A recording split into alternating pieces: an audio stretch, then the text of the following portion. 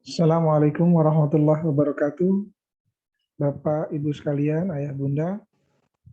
Pagi ini saya akan mempresentasikan kembali video yang kedua terkait dengan jalannya atau runtutan buku yang pertama, karya A.D. Sumengkar, yang berjudul Self Awareness, kurikulum edisi untuk early stage atau untuk anak usia dini.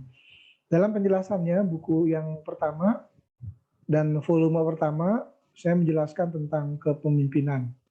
Untuk materi yang volume kedua ini berkaitan dengan karakter.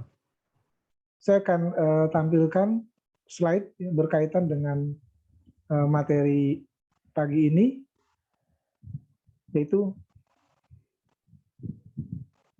dengan judul 6 Pondasi Sekolah Berbasis Edukatif Lingkungan.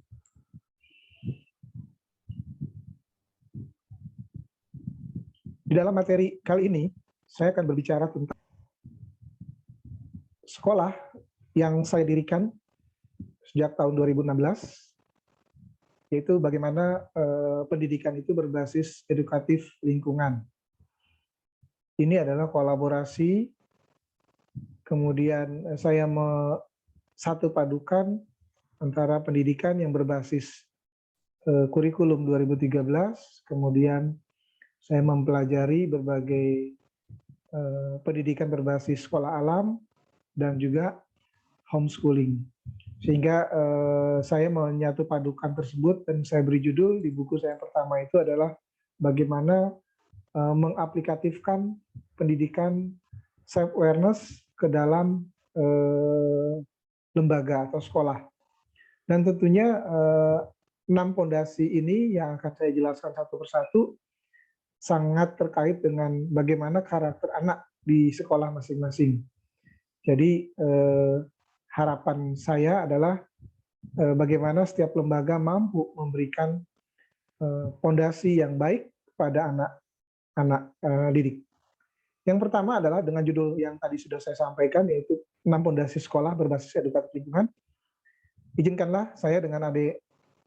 Sumengkar sebagai founder Nurani Health Institute kembali ingin mengajak Bapak Ibu sekalian, Ayah Bunda, untuk bagaimana menyelami sekolah berbasis edukatif lingkungan yang saya temukan, kemudian saya jalankan di lingkungan keseharian. Yang pertama adalah tentunya karakter. Ya. Yang pertama adalah karakter. Apa itu karakter? Tentunya kalau kita bicara tentang karakter tentu akan terhubung dengan sifat. Itu yang pertama. Jadi ketika seorang berbicara tentang karakter, tentu tidak jauh berkaitan dengan sifat-sifat, yaitu sifat apa?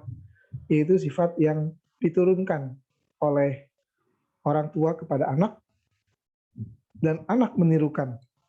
Kemudian karakter itu juga merupakan bagian daripada salah satunya adalah tanggung jawab. Ya tentunya tanggung jawab siapa? Yaitu tanggung jawab anak.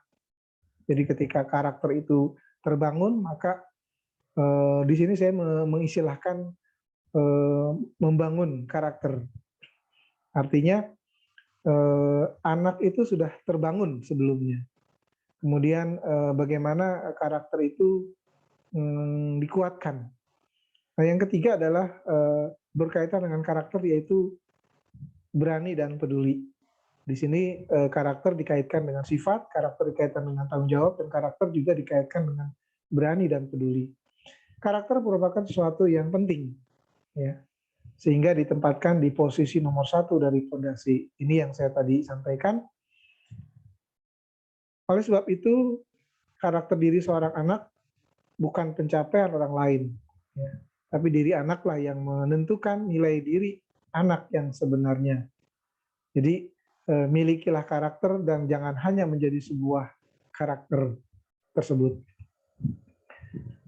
Nah, logik. Yang kedua, selain karakter, ya, fondasi yang kedua adalah logik. Jadi hendaknya anak dibekali dengan ilmu, ya, yaitu ilmu yang mempelajari kemampuan untuk berpikir lurus, tepat, dan teratur. Nah, dalam pembelajaran logik ini pun edukatif lingkungan bisa tidak hanya dari hal-hal yang bersifat kegiatan di sekolah, bisa dan mampu bisa diajarkan di luar sekolah atau lingkungan yang ada di sekitarnya. Nah, berikut adalah kepemimpinan.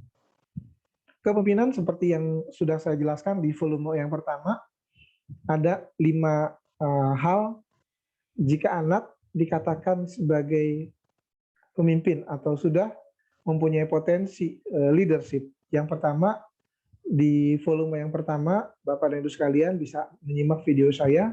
Yang pertama adalah antusias. Jadi ketika anak sudah mempunyai antusiasme datang ke sekolah, maka itu boleh dikatakan sebagai anak yang mempunyai kepemimpinan. Potensi dia memiliki dasar-dasar kepemimpinan. Yang kedua adalah open mind. Jadi anak yang mempunyai keterbukaan dalam berpikir, kemudian dia ingin berkomunikasi, bersahabat dengan yang lain, maka ini juga boleh bisa dikatakan sebagai potensi bakat anak itu mempunyai leadership. Bukan berarti yang tidak mau main atau yang menyendiri itu tidak mempunyai bakat leadership. Jadi masing-masing anak mempunyai karakteristik tersendiri.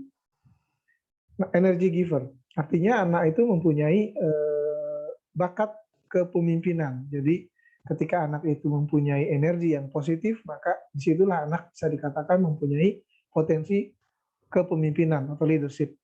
Keberanian dan keyakinan, ketika anak itu mempunyai keberanian dan keyakinan di sekolah, hadir antusiasme, kemudian dia terbuka dengan kawan-kawan, kemudian dia mempunyai energi yang positif, dan dia mempunyai keberanian dan keyakinan, maka anak itu sudah mempunyai potensi bakat kepemimpinan dan leadership. Kemudian bagaimana dia melaksanakan hasilnya. Jadi melaksanakan dan hasilnya ada. Ya. Jadi ini adalah fondasi yang ketiga.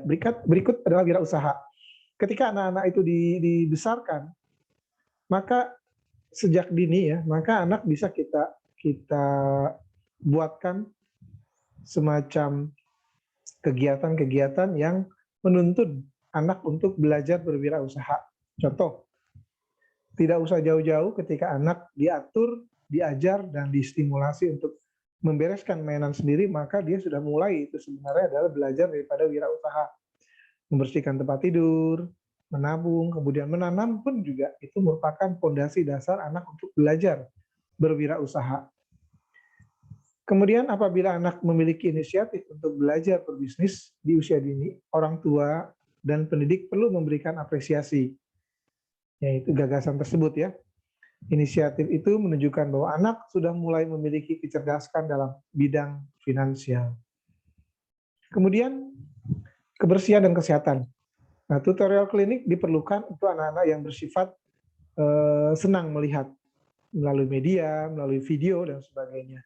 Atau praktek langsung.